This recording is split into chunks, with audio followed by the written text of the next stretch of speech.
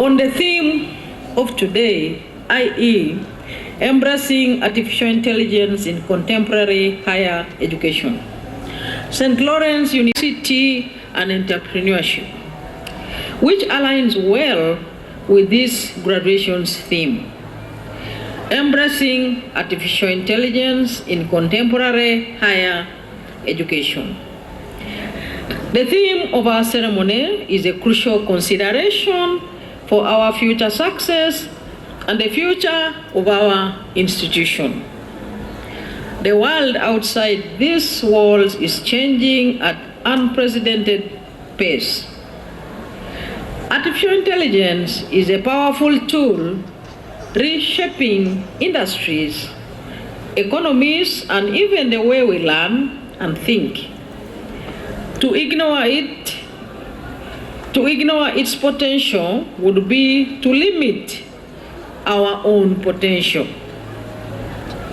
Dear graduates, your time here has equipped you with critical thinking, skills, problem-solving abilities, and a thirst for knowledge.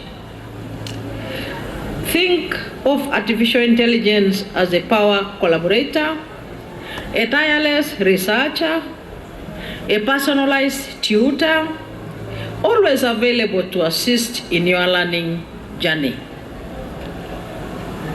However, embracing artificial intelligence also requires a critical and responsible approach, as it has already been clearly explained by Honorable Nyombi Tembu.